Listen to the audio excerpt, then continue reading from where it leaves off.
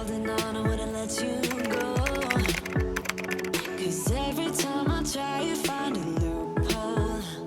I've been slamming the door. Hi everybody, welcome back to my channel, or welcome if you're new. I'm Madeline and I love creating videos all about decluttering, creating a more minimalist home and just kind of simplifying my life in general. So today I'm going to share with you my wardrobe. I'm switching my summer wardrobe to all of the autumn and winter bits. I actually did this process shortly after moving house. If you're new around here, we just bought our new house. And yeah, if you are interested to see videos about that, I have posted in the previous weeks all about our move. And today I'm going to show you exactly what I did in my wardrobe, kind of the thought process I had, what I kept, what I got rid of, and just kind of a few things that I learned about creating more of a capsule wardrobe that works for you a lot better on a daily basis. I'm also going to share something a little bit controversial, or maybe unpopular, I should say. I'm really curious if any of you guys do the same, but yeah, I'm going to share with you that soon in this video.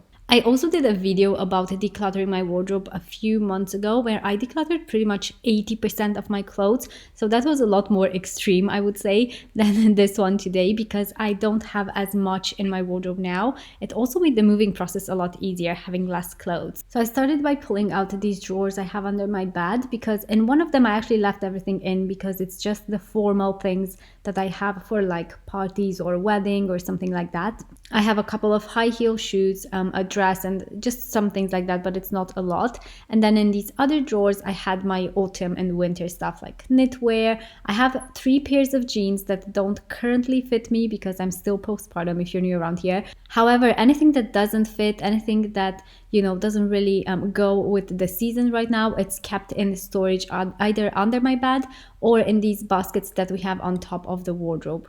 So in the main wardrobe that I open every single day, it's just the stuff that fits right now, the stuff that I can actually wear, you know, that's season appropriate, because it makes it so much easier when you open your closet if everything is an option for that day. So as I am going through all of these clothes, I'm picking out all of the autumn knitwear and I'm going through it category by category. Like I have coats, cardigans, jumpers, everything like that. So I'm going through it and I'm really trying to ask myself, you know, does this item make me feel good when I have it on? Because you truly deserve to have clothes that make you feel good, right? What's the point of having clothes that don't fit right, that are uncomfortable, that you just don't feel, you know, like you're yourself in, if you know what I mean? So some things I have and I think, oh, that's cute, but I don't really wear it because it just doesn't make me feel good, or it doesn't anymore. Maybe it used to in the past. So I'm no longer keeping those things. So what I'm doing here is basically I'm shopping my wardrobe. I'm picking the things that I really love, things that I wear on a, you know, weekly basis or monthly basis, things that, you know, make me feel good, that make me feel joyful when I put them on in the morning. And anything that doesn't fit the description, it just has to go because there's no point in keeping something that I'm actually not going to wear. And what I have found, you know, after decluttering over 80% of my closet is that I still have the exact same amount of clothing that I like to wear like on a weekly basis. And I don't feel like I'm missing anything that I used to own because you will likely get rid of all the things that you don't wear anyway. So you'll get rid of any of the excess, but you'll still have all of your favorite items that you love to wear. So you're not going to feel like you're missing out.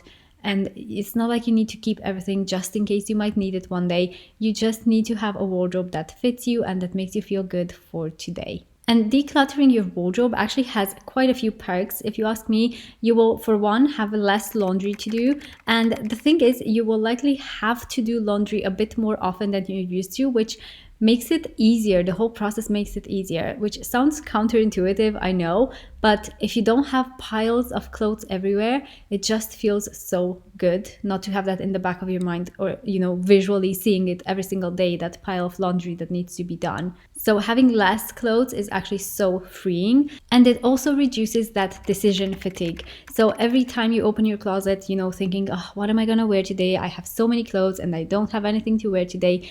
This will stop you from feeling like that because you will have, you know, the right options, the clothes that fit you, the clothes that make you feel good, and that's what it is all about. So I've also got some kind of rules I like to follow for my wardrobe. It's just after, you know, really thinking about it and being more intentional with my wardrobe, I've realized that there are certain things that I really need to have and to not have in my wardrobe. So I'm gonna share them with you right now. So I have 10 rules that I generally like to keep for my wardrobe, and I'm not saying you need to follow these exact same 10 rules. This is just what works for me. You might have a different lifestyle, you might have different preferences. So obviously it's all up to you and what works for you, but I'm just going to share them with you in case it's helpful or it sparks some ideas in you. So my first rule is for any new piece of clothing that I buy, or if I'm decluttering, I'm always keeping these things in mind. So first rule is I don't want any special bra to be needed. So anything that's like, it just needs a special bra because otherwise it doesn't look nice on you, then I'm not keeping in my wardrobe, because I'm all about convenience and keeping it simple. My next rule is no strapless things. I used to have things like this when I was maybe a teenager, but I don't really find them comfy, especially with kids on you all the time. I just don't like them. So no strapless things for me. Also, no tight turtlenecks around my neck. Like, I can't stand them anymore. I used to like it when I was, younger, but yeah, not a fan anymore. Also, no weird cutouts. Like, sometimes there's a jumper that has cutouts around your, midsection or on your shoulders, or yeah, I just don't really like that. I like, simple clothing, like a full-on jumper if I'm gonna wear a jumper. I don't like the weird cutouts, and I just don't find them comfy to wear either. My next rule is that I like to keep simple colors and kind of limited patterns. I do have a few things here and there, like this checked shirt, but I keep it limited because I found if I have things with a bold pattern or a lot of color in it, I do kind of get bored with it quicker, rather than if it's like a plain simple color that is a classic piece, that I will wear for years and years. And by the way, this might sound absolutely boring to you, and that's absolutely fine. You pick what goes with your lifestyle and what you prefer to have in your wardrobe, but this is just what works for me. And I, for one, don't really find it boring for myself. I find it actually freeing and just so much easier to mix and match everything that's in my wardrobe. I'm also all about the V-necks. I love them. I find them really flattering. Not maybe like a super deep V-neck, but just a regular one. I really like having that in my tops. Again, I also like comfy trousers. That's another thing. I can't have anything too tight or restricting. I just can't deal with that at this point in my life. No fiddly clothes. Those that you kind of have to keep pulling on the neckline, or you have to keep pulling on the sleeves, or just constantly readjust.